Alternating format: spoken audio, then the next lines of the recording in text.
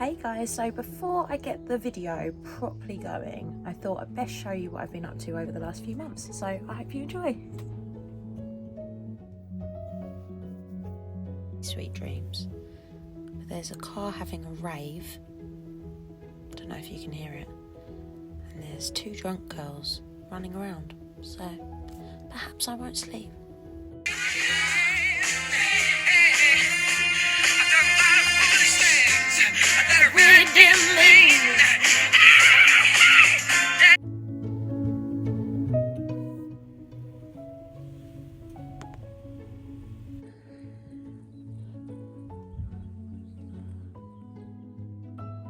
How you doing? It's a video.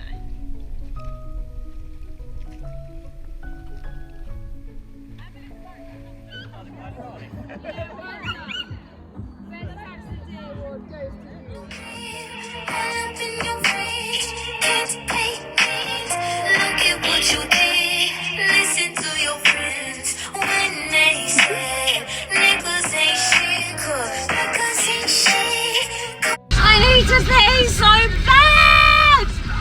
Oh my god! Oh, I've been stuck in traffic for so long! There was a random little BP garage down a little country road!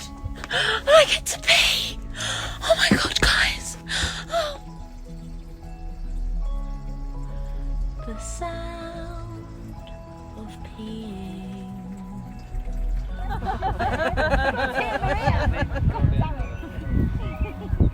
He's gonna make a sound just between our ears.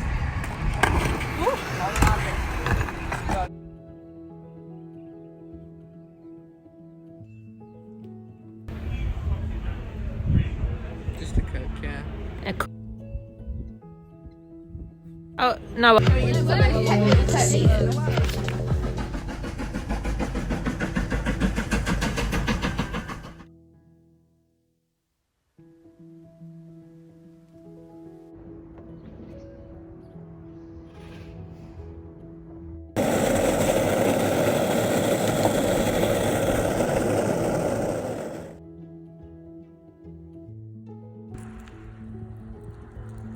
Vanessa Day, man. It's normally when I have a meeting when someone comes and just goes, fuck you. You're going to give me hell, I'll give you hell. And it's sort of, you know, so I try to combat it with chemical warfare, essentially. Fuck you back.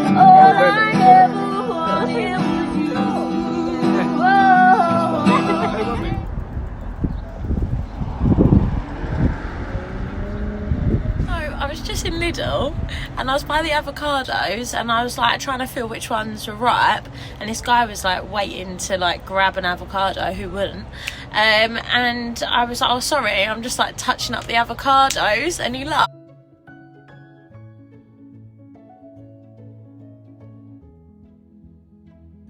He was like, well, I'm sure they don't mind, and we were like, ha ha ha, funny.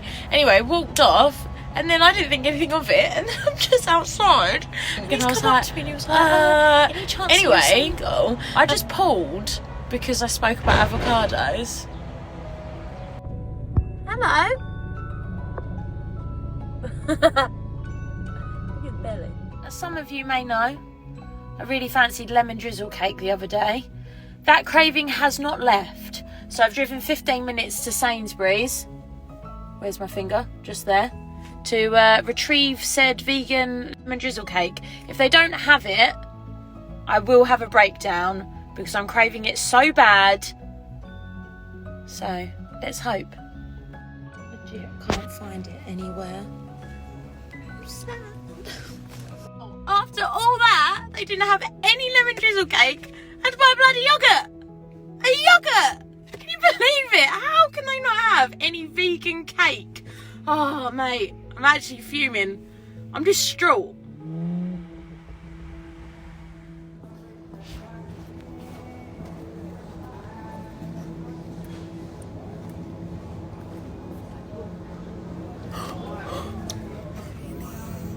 Oh, yes.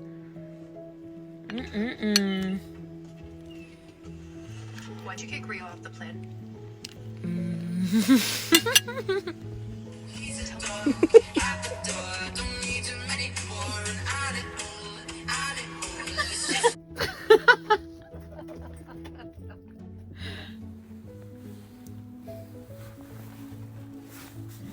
What do we do?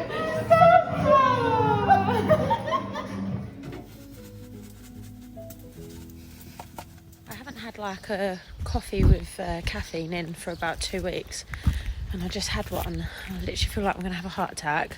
I feel like I want to jump up and down, and I'm about to go busking.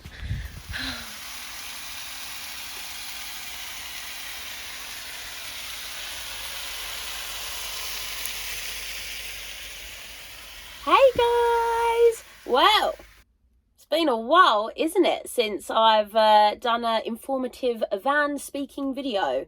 So I thought today would be a good day to do it because I'm feeling on tip-top form. I've just been in isolation for over 10 days. It has been awful. I had COVID. Firstly, I was isolating because of close contact, and then I got COVID, and I've been in the van. And thank you to my parents, because I ended up parking up on their drive, washing on their driveway with a cold hose. I'm going to put a video in now.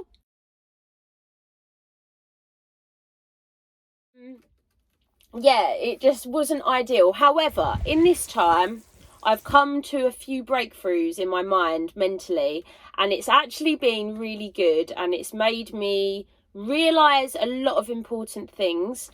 And also I've got some news which I'm going to tell you, which I found out whilst I was in isolation. So it's all positive. I'm feeling amazing right now, like truly amazing. I feel so happy. I feel like everything has just gone the way that I want it to, and I'm so grateful, because it's been a bit of a rough time. Like, the past 3 months have been very, very difficult, and really the 6 months before that were very, very difficult. And I've moved into this van, and the whole experience has just been, if I'm really honest with you, so stressful. Like, so stressful, and just the biggest... I've just learned the most I think I've ever learned in my life over the past, like, year. So yeah, I want to do this video, and I want to be truly and utterly honest with you guys about van life and about the transitioning into van life. I want to let you know how my experience was, what was going on, the things I've done to make this life possible, and to also be able to move, which I'm going to tell you about later. But yeah, I just want to tell you what I've done in hope that it will inspire you maybe to live the life that you want to live, but to also tell you, like, how hard it can be. And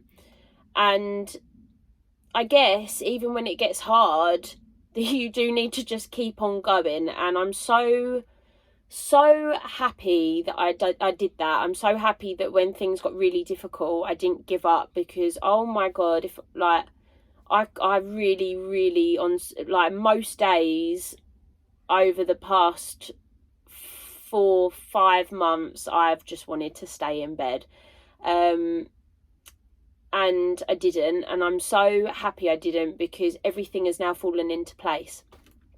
So yeah, this is a very honest video, because I've realised that I was never not honest before, but I realised that there's definitely room for me to be more honest in my life and my experiences, and if I can help another soul, then we're good to go, right? So, lockdown. That's when you all saw me doing the van. So I spent lockdown essentially, like, changing my life and changing aspects, all the key aspects of my life, actually. So I decided that I wanted to buy a van and do up a van. So in lockdown, that's what I did. I also wanted to change my job, because I want to be able to travel with the van. I want to be able to move around. So I wanted to do a job that was online. However, I love working with kids. I'm a qualified youth and community worker and kids entertainer. So I still wanted to work with kids. That's what I'm passionate about. So I found that you could do your TEFL qualification, which is teaching English as a foreign language, which I completed over lockdown as well.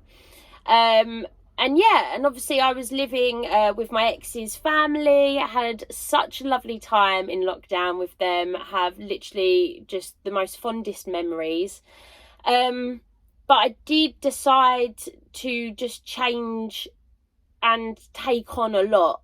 And it really, in the end, overwhelmed me as a person, because the course was quite intense and it was very long and lots of reading. And then the van took up a lot of time. And then whilst being in lockdown, and you all know how it felt in lockdown, like lacking motivation, you just got no drive, you're not sociable, so you're feeling down and depressed anyway. Luckily I was with my ex-boyfriend, so we were very proactive and did lots, what we could do inside anyway, and he helped me with the van, so I was very grateful for that.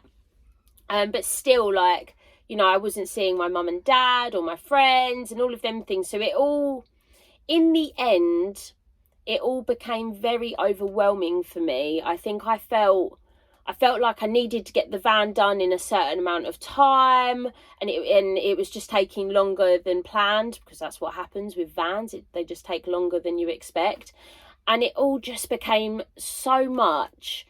And within that time as well, there was a couple of big life happenings that just really affected me as a person. So yeah, as lockdown was kind of finishing, I was just overwhelmed. I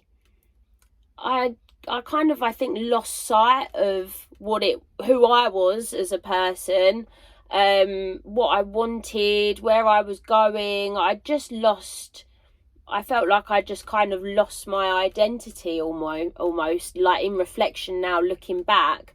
And my skin was terrible as well. So something that I went through within lockdown made my hormones mental. Oh my God. I don't know if anybody watching this gets bad skin, but I do still.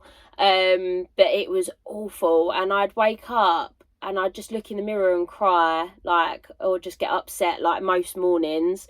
And my poor ex-partner, I was just standing in the mirror but it was awful, just not liking yourself, which I should like myself even with bad skin. But if you get acne, you understand, you just feel like everybody's looking at you all the time. You don't feel sexy, you don't feel nice, and you're trying to work out why it's become like that, and it's very stressful. It's stresses you out. So yeah, that didn't help at all. But I was being supported beautifully by the people around me that loved me, and I kept on going. I didn't let any of that stop me from getting things done. So at the end of lockdown, the van was finished. Things were opening up, which was exciting. And then sadly, my ex-partner and I broke up. So I was then living in the van, and I'd never lived on my own before. I'd lived in house shares before and lived with friends and stuff, but I'd never ever lived on my own. And suddenly I was in this beautiful space, completely on my own, on a side of a road, not having ever lived on a side of a road before. And it felt fucking weird. Oh my God. I just remember laying in my bed and feeling really accomplished, feeling really grateful that my dream was complete. But I just felt so alone and so anxious, because I'm vulnerable, I guess, because I was just in this van, and I don't know how you know, what the van etiquette of like living down a road was. Do you know what I mean? Like, it just felt a bit scary. And it's probably only been like the last month that I've really got used to living in a van, because it is just different. Like, it is like everything takes longer to do in the morning, because my bed is a pull-out bed. I've got to put my bed away, and obviously then you've got to put your bed out when you want it. Like, my sink's quite small, so things take a bit longer to wash up. My water tank isn't huge, so I always have to turn off my water in between washing things. It's not as smooth as living inside a house, but that's because it's this van. Like, obviously other vans that have got normal size sinks and beds that are permanent and that sort of thing, it will be a breeze. But I don't have that, and I don't have a shower, so I shower at the gym or at my parents' house, which is fine because I go to the gym every day anyway. But like, just all of them normal home is it home commodities, I want to say, I don't even know if that's the right word, all of them things I don't have. So I just felt like my whole life changed. And I think when you're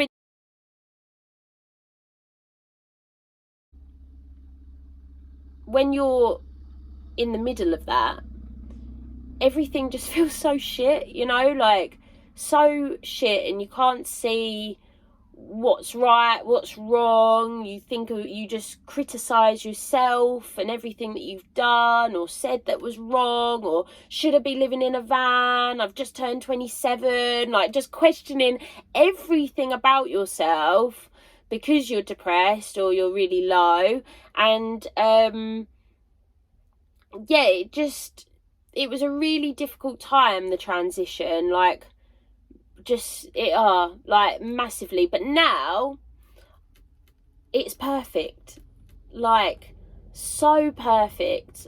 In this isolation, I've realized so much about people and about energy and about my life and where I want to go, and I'm just so happy that I have some fire in my stomach that has determination written all over it. Because like, I look at this space around me, and it might not be as flashy as some other vans or have like the flashiest stuff, but it's my little colourful van. Like, this has been my dream since I was so young, to live in a van and to be able to just do anything I want to do with it. And I'm so grateful for that, and I'm grateful for everybody that helped me, everybody that encouraged me to carry on, that just was interested in what I was doing, and like all the help and people that came and just, you know, helped me with cladding or spoke to me about the van to give me ideas.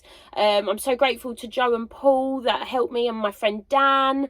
Like, I'm just so grateful that this has come alive, because 3 months in now to living in it, everything has fallen into place. And I'm such a firm believer of trust, you know, like if you really trust something, everything else will follow. And everything's just come together. So my online teaching, that's coming together now. My big news is that I'm moving to Bournemouth. Woo! So I was meant to move there last February, couldn't go because of lockdown, and I'm so happy I didn't go, because literally my heart and my head gathered the most fondest memories since then. Like, over lockdown, I just have the most beautiful memories, and I never ever would have not wanted them to happen ever in my life. And yeah, it's just funny how life throws new things at you, and I've now got the opportunity to go, and it is so the right time to leave Essex and to go and live in Bournemouth now. And without the van, I wouldn't be able to do it. Like, I wouldn't be able to go, and I wouldn't be able to do the job that I'm doing or the hours that I'm doing. It's just all worked out. so yeah, that's sort of what's happening now. So I'm going to be moving to Bournemouth towards the end of August, and then starting work in September. And from there, I'm just going to live there and live it up. Like, the music scene's awesome. The beautiful scenery. I go paddleboarding all the time. Just explore. I'm so excited. They've got a great surfing scene, skate scene. The music scene is insane. Like, fire spinning. I can't wait to show you guys exactly what I'm going to be doing. Honestly, it's going to be awesome. But from there, the plan is I want to go to Thailand in January if I can, depending on COVID and everything like that. But next year, definitely Thailand. And then I'm just gonna weigh up everything and see what happens and what I want to do. I tend to plan everything. My whole life has been planning. If you know me, you know that I write list after list after list. But I don't want to do that anymore. I've learned so much in these 3 months about myself, and I want to be more carefree. I just want to enjoy life and see what is presented in front of me and just go, right, that's what I want to do, or they're the people I want to hang out with. Like, I just want to follow my heart and see what's right. And for me right now, it's going to Bournemouth and just having a really good time and being creative and just socialising and meeting new people. And I'm sure some awesome stuff is going to come back around. And then I'll be doing another video updating you guys on where I'm going next. So yeah, I wanted to share my a very compact short story, like I said, in hope that it inspires you, because I think my main message for this video is that in life, you are going to lose sight of who you are sometimes. Even when you think everything's perfect, life can really throw curveballs and just make you lose yourself. And that's okay. It's okay to not be yourself for a little while, or it's okay to make mistakes. It's okay to feel shit. It's okay to just feel so happy. Like, whatever emotion you feel, it's all right. And I think my other message with that is that if you do hit rock bottom, then just keep going if you can. If you can't, like, that's cool. Like, just take some time out and find yourself again. But what's meant to be will be, and I'm a firm believer of that. Like, as long as you're kind, you're honest, and you know that your heart is, like, being true and you're giving out kindness to the world, then I really do believe that the right things will fall on your lap, because you'll notice them. And I think your gut has a funny way of making you see things and making you follow them. So just be aware.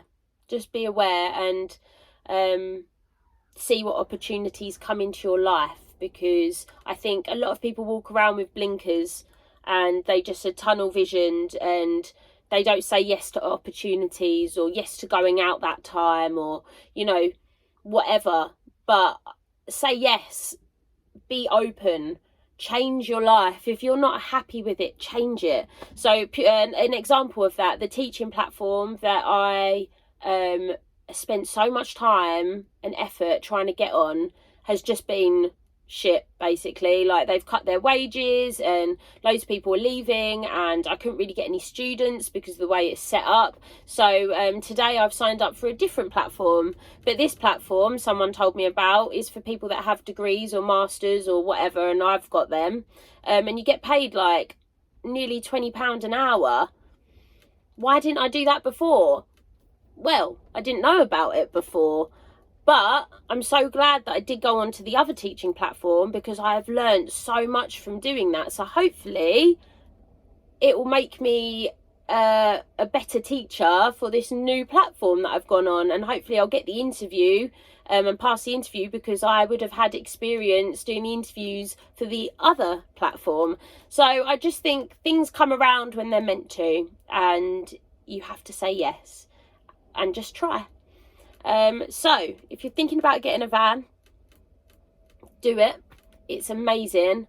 It is a big transition, and it's a real journey making the van and moving in. But choosing where you want to live every single morning and night, and just parking up and making a cup of tea and playing guitar, or inviting your mates round to sit round your table and have a natter whilst the door's open and you've got the best scene, is literally just the best feeling in the world. And I've never felt so whole in my life, really. So yeah, do it, guys, and thanks for watching my video. Make sure you subscribe, because there's lots of fun stuff coming up.